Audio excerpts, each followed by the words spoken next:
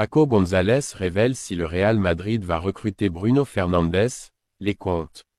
La réponse inattendue d'Imanol sur la demi-finale de la Copa et le triplé du Real Madrid. Dernière heure, Carlo Ancelotti reconsidère son avenir au Real Madrid. Ancelotti pourrait dire adieu au Real Madrid. Un successeur est déjà en vue. Arsenal retrouve deux stars de retour de blessure avant le choc face au Real Madrid, mais un défenseur clé est absent. Avant de commencer, si vous êtes un fan du Real Madrid, laissez vos pronostics sur le match du Real Madrid contre Real Sociedad dans les commentaires et n'oubliez pas de liker et de vous abonner à la chaîne pour ne rien manquer des nouvelles actualités du club. Merci pour le soutien. Le Real Madrid écarte l'arrivée de Bruno Fernandes. Les explications de Paco González, Cadena COPE. Ces derniers jours, plusieurs médias anglais ont évoqué l'intérêt du Real Madrid pour Bruno Fernandes. Le milieu de terrain portugais, âgé de 30 ans, est sous contrat avec Manchester United jusqu'en 2027, et son transfert pourrait coûter entre 90 et 100 millions d'euros. Cependant, cette opération semble très peu probable pour le club madrilène. D'abord, Fernandes arrive à une phase avancée de sa carrière, ce qui ne correspond pas à la politique de recrutement de Florentino Pérez, axée sur les jeunes talents. Ensuite, il paraît inconcevable que la direction accepte de dépenser une telle somme pour un joueur de son âge. Paco González, Cadena COPE, est catégorique. Paco González, directeur de l'émission Tiempo de Ruego sur Cadena COPE, a confirmé cette analyse. S'il reconnaît les qualités du Portugais, il estime que le Real Madrid ne fera pas une telle offre. Pour un joueur de 30 ans, payer 90 millions me semble impossible. Surtout en connaissant la politique de Florentino, les recrutements doivent être amortissables et concerner des jeunes, déclare-t-il. Une piste définitivement écartée par la direction. Du côté du Real Madrid, on insiste, Bruno Fernandes n'est pas dans les plans. Les dirigeants le considèrent comme un excellent joueur, mais l'opération n'est pas envisageable, d'autant plus qu'il est encore lié à Manchester United. Certes, son nom a circulé par le passé, mais aujourd'hui, il n'y a aucune discussion en cours. D'ailleurs, son poste, milieu offensif, est déjà bien pourvu dans l'effectif de Carlo Ancelotti, avec des joueurs comme Jude Bellingham, Brahim Diaz ou Arda Güler. La priorité, rafraîchir la défense. L'objectif du Real Madrid est clair, renforcer la défense en misant sur la jeunesse. Contre toute attente, le club pourrait même accélérer le recrutement d'un central, alors que le plan initial était d'attendre 2026.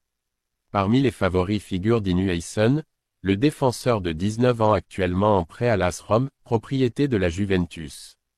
Très apprécié par les dirigeants madrilènes, il pourrait devenir une cible sérieuse dans les prochains mois. En résumé, Bruno Fernandes ne viendra pas au Real Madrid, et le club préfère investir dans des profils plus jeunes, notamment en défense. Real Sociedad, Real Madrid. Imanol Alguacil reconnaît le statut de favori du Real avant la demi-finale retour de la Copa del Rey. À la veille d'un choc capital en demi-finale retour de la Copa del Rey, Imanol Alguacil, l'entraîneur de la Real Sociedad, s'est exprimé face aux médias. Son équipe, battue 1-0 au match aller, tentera de renverser la tendance au Santiago Bernabéu, mais le technicien basque n'a pas caché le statut écrasant de favori du Real Madrid. Le Real Madrid est favori pour tout gagner. Alors que Carlo Ancelotti vise un triplé historique, Liga, Ligue des Champions et Coupe du Roi, Imanol a reconnu la supériorité des merengues. Le Real Madrid est le grand favori pour remporter la Liga, la Ligue des Champions et la Copa del Rey. Mais nous gardons l'espoir de les battre et de jouer la finale, déclare-t-il. Un aveu réaliste, mais qui n'éteint pas l'ambition des Tchouri-Urdins, pour qui cette rencontre représente le match le plus important de leur saison. Ancelotti met en garde contre la complaisance. Malgré l'avantage du match aller, Ancelotti a averti ses joueurs, pas question de sous-estimer la Real Sociedad. La qualification n'est qu'à mi-chemin, et le technicien italien exige une application maximale pour éviter un scénario catastrophe. Un Real Madrid en question après son match contre Leganés. La victoire face à Leganés ce week-end, 1-0, a laissé un goût mitigé. Si les 3 points ont été acquis, la performance décevante a suscité des interrogations parmi les supporters. Demain, le Bernabéu s'attend à une réaction face à une Real Sociedad motivée, prêt à tout pour décrocher sa place en finale. Enjeu et contexte. La finale se jouera le 26 avril à la Cartuja, Séville. Pour la Real Sociedad, c'est la dernière chance de trophée cette saison. Le Real Madrid, lui, veut garder le cap vers un triplé historique.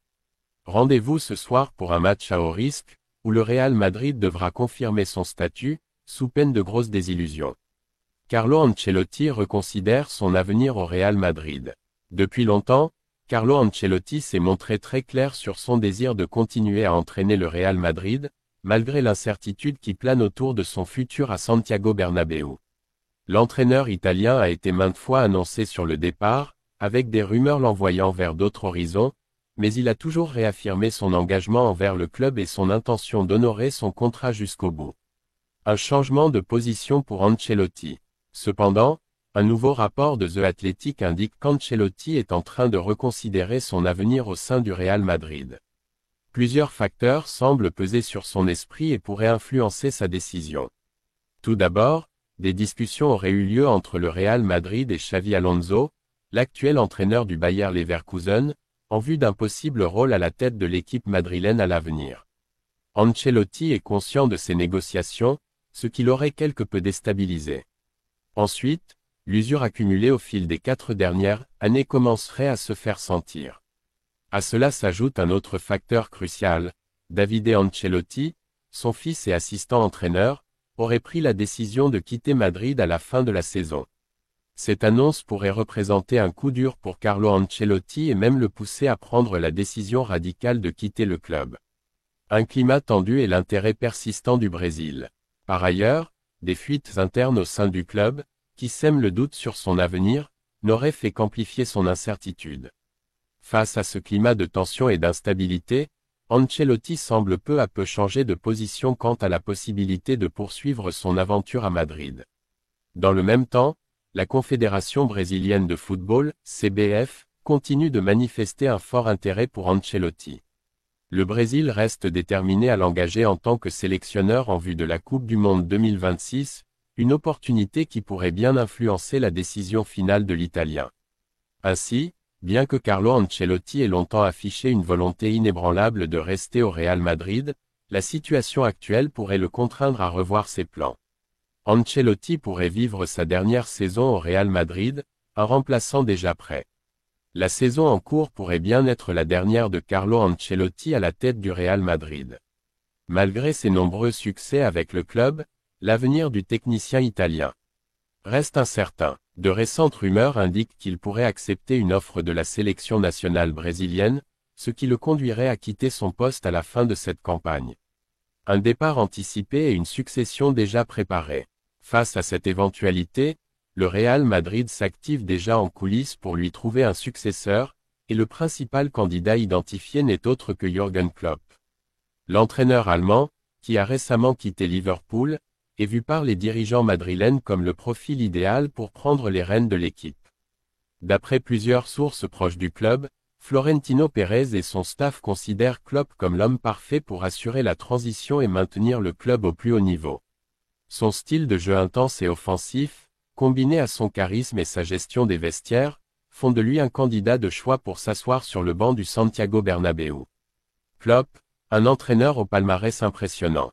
Considéré comme l'un des meilleurs entraîneurs de la dernière décennie, Jürgen Klopp a marqué l'histoire de Liverpool en remportant notamment la Première Ligue et la Ligue des Champions. Sous sa direction, les Reds sont devenus une équipe redoutable, capable de rivaliser avec les plus grands clubs européens grâce à un jeu basé sur l'intensité, la vitesse et le pressing constant. Bien que son départ de Liverpool ait été précédé d'une saison compliquée, sa réputation reste intacte, et le Real Madrid estime qu'il pourrait être l'homme de la situation pour insuffler une nouvelle dynamique à l'équipe. Son expérience dans la gestion de stars et sa capacité à bâtir des équipes compétitives sur le long terme correspondent aux exigences du club madrilène. Le Real Madrid prêt pour une nouvelle ère. Si Carlo Ancelotti venait à confirmer son départ, l'arrivée de Jürgen Klopp soulèverait de grandes attentes. Le Real Madrid, toujours en quête d'excellence, veut s'assurer que son futur entraîneur sera capable de maintenir l'équipe compétitive sur tous les tableaux, comme l'a fait Ancelotti ces dernières années. Avec un palmarès international prestigieux et un style de jeu spectaculaire, Klopp apparaît comme le successeur idéal pour perpétuer la tradition de succès du club merengue. Alors que l'avenir d'Ancelotti demeure en suspens, le Real Madrid prépare déjà son prochain chapitre, et Klopp pourrait bien en être le protagoniste principal. Mikel Arteta donne des nouvelles importantes avant le choc contre le Real Madrid. L'entraîneur d'Arsenal, Mikel Arteta, a partagé plusieurs bonnes nouvelles lors de sa conférence de presse de ce lundi après-midi, à l'approche du match contre Fulham. Parmi les sujets abordés figuraient notamment des mises à jour sur l'état physique de plusieurs joueurs, des informations qui n'ont certainement pas échappé au staff du Real Madrid à Valdebebas. Pendant ce temps, les merengues se préparent pour leur demi-finale de Copa del Rey contre la Real Sociedad, prévue ce mardi soir. Pour cette rencontre, Thibaut Courtois est toujours absent en raison de sa blessure, bien qu'il soit attendu pour le match contre Arsenal. En revanche, Carlo Ancelotti est encore dans l'incertitude concernant Ferland Mendy et Dani Ceballos, tous deux en phase de récupération. Leur objectif est de revenir à temps pour le match aller contre Arsenal, prévu le 8 avril à l'Emirates Stadium. Calafiori forfait, une opportunité pour Lewis Skelly. Du côté d'Arsenal, une absence notable est à signaler, celle du défenseur Riccardo Calafiori. Le joueur est revenu de son séjour avec la sélection italienne avec une blessure musculaire. Arteta a confirmé que cette blessure devrait l'éloigner des terrains pour plusieurs semaines et qu'il manquera les deux rencontres contre le Real Madrid en Ligue des Champions. Ça aurait pu être bien pire. Nous espérons que ce ne sera qu'une question de semaines, mais nous devons voir comment l'évolution de la blessure se déroule.